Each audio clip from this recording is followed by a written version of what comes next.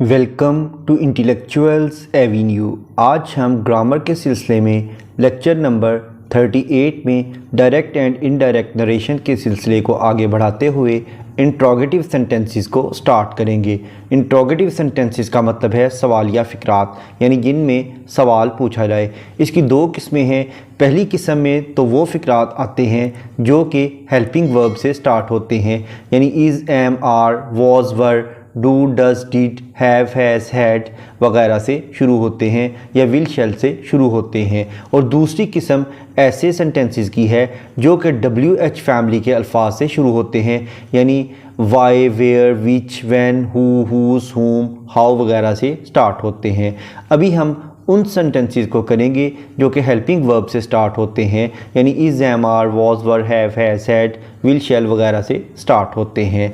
इन sentences में direct speech को indirect speech में चेंज करने का तरीका ये है कि सबसे पहले हम कॉमर्स को ख़त्म करने के लिए दैट यूज़ नहीं करेंगे, बल्कि उसकी जगह इफ़ इस्तेमाल करेंगे। दूसरा रूल इसका ये है कि हम सेड टू की जगह आस्क्ड या इंक्वायर इस्तेमाल करेंगे और उसके बाद सवालिया निशान यानी साइन ऑफ इंटेरोगेशन या क्वेश्चन मार्क को ख़त्म करके उसकी जगह फुल स्टॉप यूज़ करेंगे। जैसा कि I said to the postman, मैंने डाकिये से कहा, is there any letter for me today, क्या आज मेरे लिए तुम्हारे पास कोई ख़त है।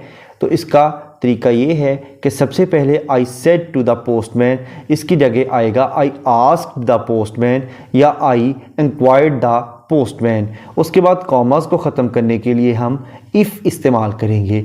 उसके बाद जो बाकी सेंटेंस है उसे हम पहले पॉजिटिव करेंगे, यानी इज़ देयर की बजाय हम लिखेंगे there is any letter for me. तो इसका होगा देयर, इसकी जगह वॉज आ जाएगा, there was any letter for me. Today की जगह आएगा that day. I asked the postman if there was any letter for me that day. Next है शी सेड टू हिम, उसने उसे कहा, did you iron my shirt yesterday, क्या कल तुमने मेरी शर्ट को इस्त्री किया था। तो इसका होगा शी आस्क्ड हिम, उसने उससे पूछा, कॉमर्स को ख़त्म करके इफ़ लगा देंगे। उसके बाद जो बाकी हिस्सा है यानी डिड यू आयरन, इसको हम पहले पॉजिटिव करेंगे, वो होगा यू आयरनड माई शर्ट, यानी यू के बाद सेकंड फॉर्म आ जाएगी, यानी पास्ट इंडेफिनिट आ गया। तो पास्ट इंडेफिनिट को हम पास्ट परफेक्ट में चेंज करेंगे, यानी सेकंड फॉर्म की जगह हम had plus third form use करेंगे। इसके बाद यू चूँकि सेकंड पर्सन है जो कि अपने ऑब्जेक्ट के अकॉर्डिंग चेंज होता है, ऑब्जेक्ट है हिम, तो यहाँ पर आ जाएगा ही। इफ़ ही हैड आयरनड, उसके बाद माई का लफ्ज़ इस्तेमाल किया गया है। माई चूँकि आई की पॉजेसिव केस है और आई फर्स्ट पर्सन है जो कि अपने सब्जेक्ट के मुताबिक चेंज होगा। सब्जेक्ट है शी, तो यहाँ पर उसकी पॉजेसिव केस आएगी हर। आयरन हर शर्ट। उसके बाद येस्टरडे है तो इसका होगा द लास्ट डे। उसके बाद सवालिया निशान ख़त्म करके उसकी जगह फुल स्टॉप आ जाएगा। इसका होगा she asked him if he had ironed her shirt the last day. Next है ही सेड टू मी, उसने मुझसे कहा, has it been raining here since morning, क्या यहाँ सुबह से बारिश हो रही है। तो इसका होगा ही आस्क्ड मी, उसने मुझसे पूछा। उसके बाद कॉमर्स को ख़त्म करने के लिए इफ़ आ जाएगा और पहले हम इस सेंटेंस को पॉजिटिव करेंगे, यानी इट हैज़ बीन रेनिंग, तो इट वैसे ही आ जाएगा। उसके बाद हैव, हैज़ की जगह हैड आ जाता है, तो if it had been raining, here की जगह देयर आ जाएगा। उसके बाद सिंस मॉर्निंग वैसे ही आ जाएगा और सवालिया निशान की जगह फुल स्टॉप आ जाएगा। He asked me if it had been raining there since morning.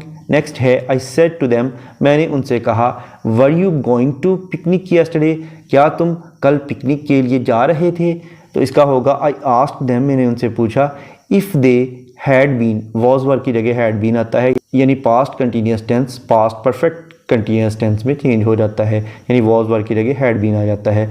तो इफ़ यू जो कि सेकंड पर्सन है जो कि अपने ऑब्जेक्ट के मुताबिक चेंज होगा, ऑब्जेक्ट है देम, तो यहाँ पर आएगा दे।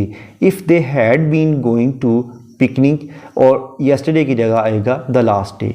आई asked them if they had been going to the picnic the last day. Next है यू सेड टू हर, तुमने उसे कहा did you meet these ladies at the railway station, क्या तुम इन औरतों से रेलवे स्टेशन पर मिली थी। इसका होगा यू आस्क्ड हर, तुमने उससे पूछा, कॉमर्स को ख़त्म करने के लिए इफ़, उसके बाद आएगा डिड यू मीट, इसे हम पहले पॉजिटिव करेंगे यू मेट। अब यू मेट, यू चूँकि सेकंड पर्सन है जो कि अपने ऑब्जेक्ट के मुताबिक चेंज होगा, ऑब्जेक्ट है हर तो उसकी सब्जेक्टिव केस आएगी शी, इफ़ शी। उसके बाद मेट चूँकि सेकंड फॉर्म है जो कि हैड प्लस थर्ड फॉर्म में चेंज हो जाएगी, if he had met with, these की जगह आएगा those ladies at the railway station. You asked her if he had met with those ladies at the railway station. Next है he said to the stranger, उसने अजनबी से पूछा are you in your senses now, क्या तुम अपने होश हवास में आ गए हो या क्या तुम्हारे होश हवास कायम हैं। तो इसका होगा ही आस्क्ड द स्ट्रेंजर, उसने स्ट्रेंजर यानी अजनबी से पूछा, कॉमर्स को ख़त्म करने के लिए इफ़ इस्तेमाल करेंगे।